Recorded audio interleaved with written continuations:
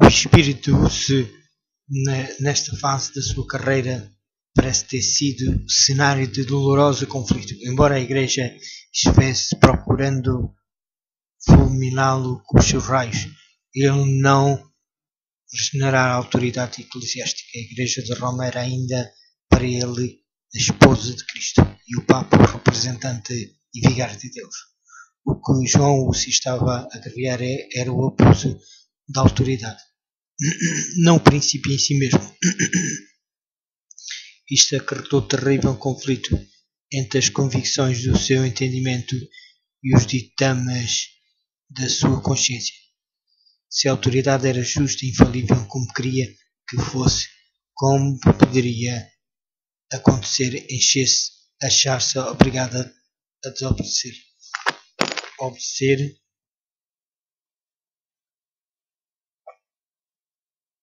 Compreendia ele, significava pecar, mas porque a obediência a uma igreja infalível levaria a uma situação.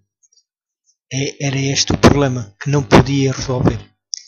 Era esta a dúvida que o torturava sempre e sempre. A solução que mais justa lhe afigurava era que havia acontecido novamente como já fora antes, nos dias do Salvador, que os sacerdotes da igreja se tinham tornado pessoas ímpias e estavam usando de autoridade lícita para fins ilícitos.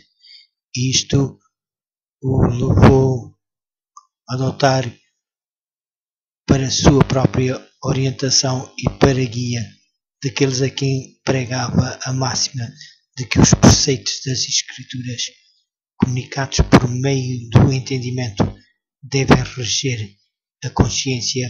Por outras palavras, de que Deus, falando na Bíblia e não a Igreja, falando pelo sacerdócio, é o guia infalível, é o único guia infalível.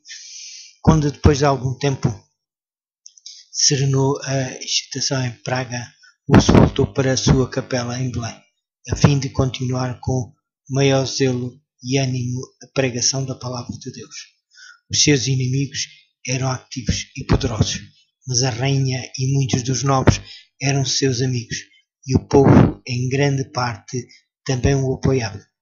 Comparando os seus ensinos puros e elevados e a sua vida santa com os dogmas degradantes pregados pelos romanistas, e a avareza e devastação que praticavam, muitos consideravam uma honra estar a seu lado.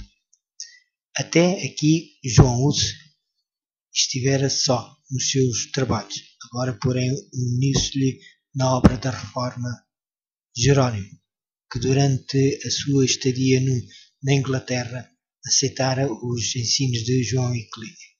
Daí em diante os dois estiveram ligados durante toda a vida e na morte não deveria ser separados. Gênio brilhante, eloquente e saber, dotes que conquistaram o favor popular, possuía hoje o Jerónimo em alto grau, mas quanto às qualidades que constituem a verdadeira força de caráter, Hus era o maior. Os seus discernimento calmo servia como demonstração ao espírito impulsivo de Jerónimo, que com verdadeira humildade se apercebia do seu valor e cedia aos seus conselhos. Sobre o trabalho de ambos, a reforma estendeu-se mais rapidamente.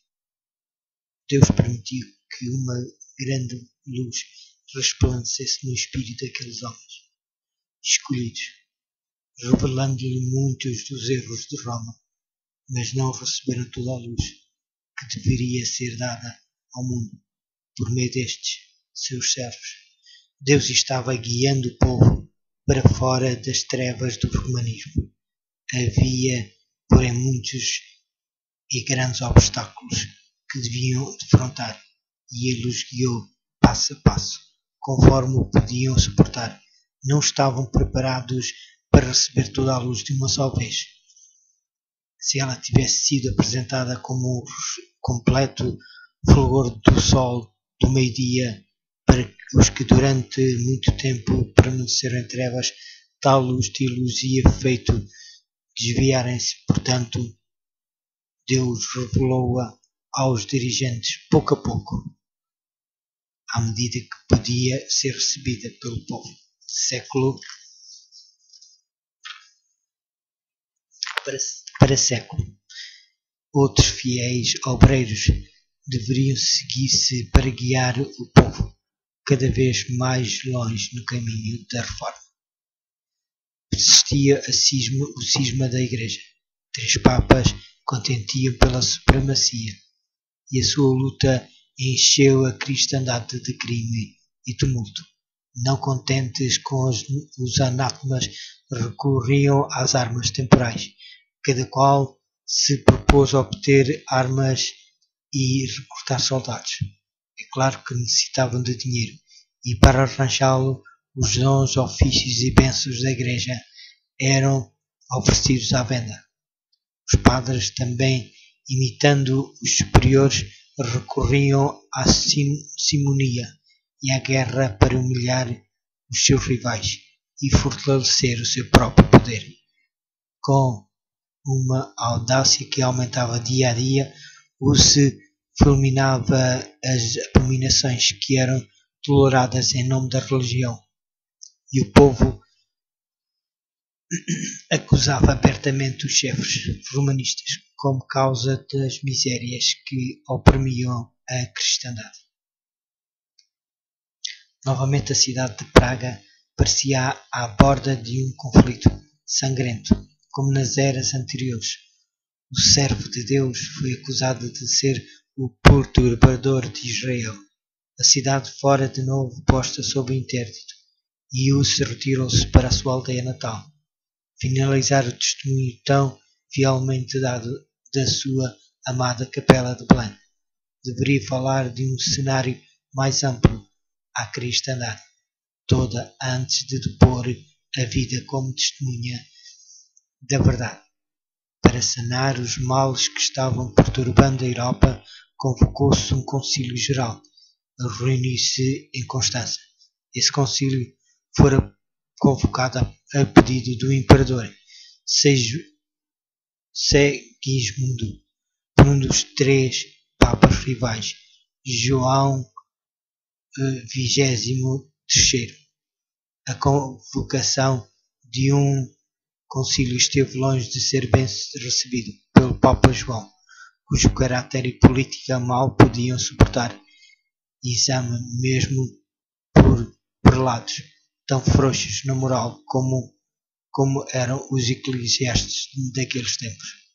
Não ousou, contudo, opor-se à vontade de Segismundo. O principal objetivo do concílio era apaziguar a cisma da Igreja e desarraigar a heresia. Consequentemente, os 2 antipapas foram chamados a comparecer perante eles, bem como o principal propagador das novas opiniões, João Hus.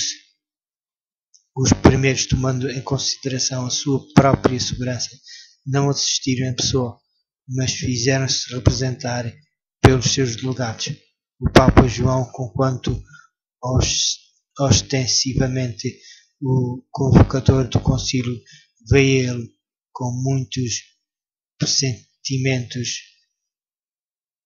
suspeitando do propósito secreto do imperador para o depor, receoso de ser chamado a contas pelos vícios que haviam infelicitado a Tiara, assim como pelos crimes que a haviam garantido.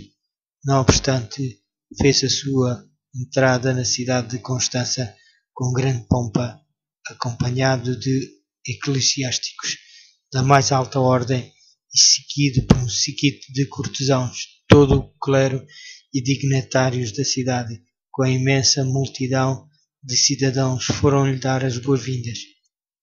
Vinha sob um pálio de ouro, conduzido por 4 dos principais magistrados.